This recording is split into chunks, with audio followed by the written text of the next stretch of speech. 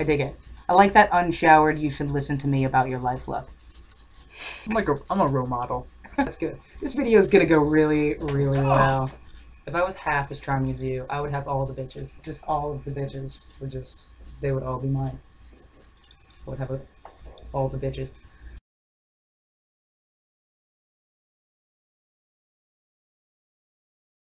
Hey guys, what's going on? Doc Nik Handsome here with my special guest, Jordan. We're gonna give you a little bit of relationship advice. Thanks for your questions, and let's get started. Alright, question number 1. Where can I meet somebody? This is very, very simple, and I give this advice to all of my friends that talk about being lonely or talk about never knowing where to go to meet somebody. When you are single, you are not, in fact, single. You are dating yourself. You should be going the places you want to go, you should be doing the things you want to do, and you should be cultivating all of the interests that you have. You will most likely meet somebody that enjoys doing the same things that you enjoy doing. If you don't like to drink and dance, don't go to a club, because you're going to meet people that like to drink and dance, or that just want a hookup. So if you're not into that, then you're going to have to kind of spread your wings and go out and do some more interesting things if you want to meet an interesting person. Don't be a nickel out there looking for a dime. Know what I'm saying? Know what I'm saying? I don't know what you're saying. Inappropriate. I don't get it. That's good.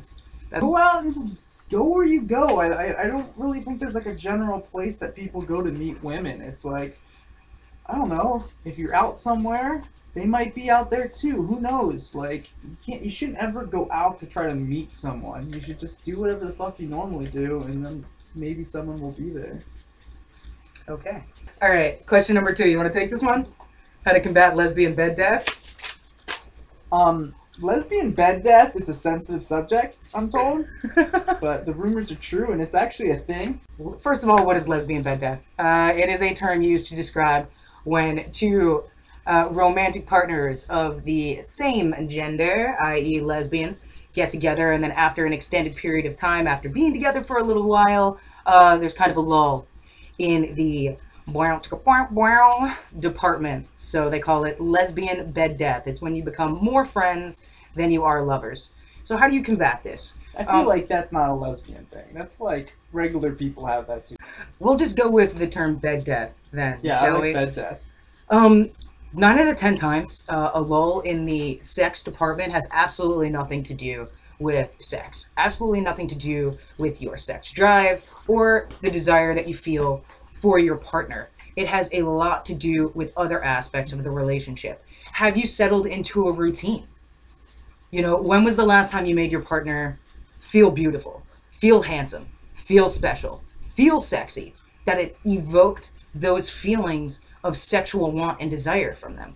Sometimes it takes a couple of weeks of really making your partner feel special again before they're going to kind of touch back down, and before their motor is gonna start running again.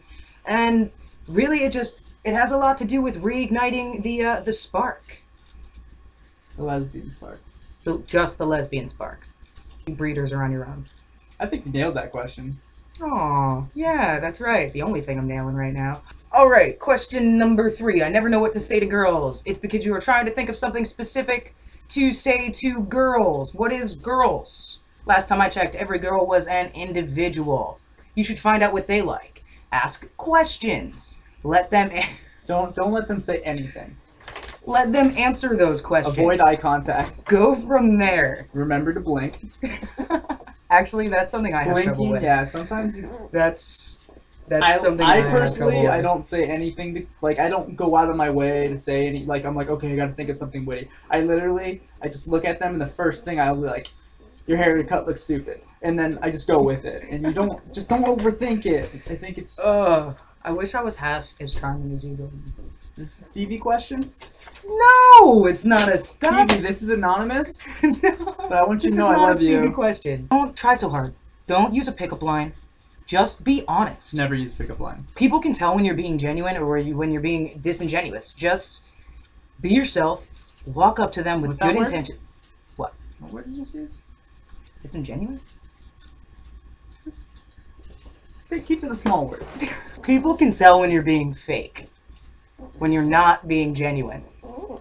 So, yeah, just be yourself. Try and find out what similar interests you might have. Go from there. Like not knowing what to say. Right. They probably don't either. Just two strangers looking at each other. You try some mime work. Question number 50. When to take the hint? What hint?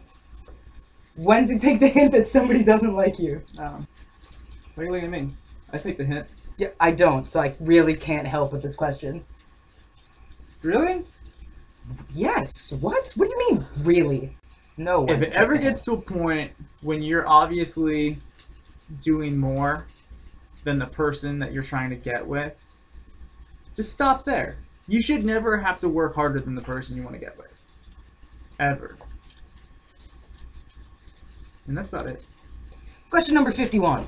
How to deal with trust issues in a relationship. First of all, you need to ask yourself, do you have trust issues? Or is there a reason that you don't trust your romantic partner? Because those are two entirely different things. I myself, I do have trust issues, actually. So it's not, yeah, and we're being honest here. We're just going to share. We're going to share. You're going to share. I'm going to share. I'm not going to share. He's not going to share. So there's going to be some sharing, 2 parts sharing, 1/3. Going to sit here and look grumpy. Sitting there looking grumpy. Yeah, so it's not uncommon in my relationship for me to feel insecure. But I definitely... We're drunk. We're drunk. We're getting inebriated. I forgot this is like a... Too honest. Doctor show. Inebriated. Exactly. With the SAT, you got to keep with the SAT words. Got it. You know, in a tie. That's what makes people respect you. So, yeah. So if you feel that your trust issues within your relationship are derivative of your own personal trust issues, then that's something you need to work through. You need to delve deep into your psyche and ask yourself who hurt you and made you untrusting, and then deal with those issues and decide that you no longer want those to dictate your present day situations and relationships. Now, she was a whore, get over it. No, I really think I have a reason not to trust my partner. Then you probably have a reason not to trust your partner. Bring it to their attention. Don't go through their phone. Don't lurk their Facebook. Don't get caught. Don't listen to Jordan. Don't do any of those things. Talk to them openly, honestly. Let them know that you have a concern. Let them know that there's something making you feel insecure. If they're willing to sit down with you and talk to you about it and make a real effort to improve your relationship, to strengthen your bond, and to ease your mind, then most likely you have nothing to worry about. I wholeheartedly believe in the age-old, saying, trust your gut, go with your instinct. You know if your partner's cheating on you, you're not stupid. And hopefully you have been together long enough to know. And if not, then I say cut the cord right then and there. If you already don't trust them and you've been together for, 3 months, 6 months, 9 months, a year, there's plenty of fish in the sea, and everyone you toss back brings you that much closer to your penguin. So. Penguin? I don't think that's a thing. What do you mean you don't think that's a thing? That's a thing. Penguins made for life. Why does nobody know what that? Nobody knows that. I don't think you should say the whole fish in the sea thing and then switch to penguins. No, but it makes perfect sense. It makes perfect sense because you go through all these fish. You should just stick with the animal kingdom that you were originally started with. You go through all the penguins in the sea and then you end with a penguin. No, you have to deal with the small little fish. Penguins eat fish. Exactly. Penguins eat fish. Just saying. Just proved my point. Yeah, don't be a fish in a penguin's world. Okay. Anyway, thanks guys. I hope this was moderately helpful. It wasn't. Though I'm sure it wasn't. Thanks for joining us this week. Sorry this was kind of a rushed, impromptu little advice video. Next week I'm going to do eating disorders and body dysmorphia. So keep an eye out for that one. And I love you guys. It's on us. Take care of each other, as always. And thanks for stopping by. That was your big finish.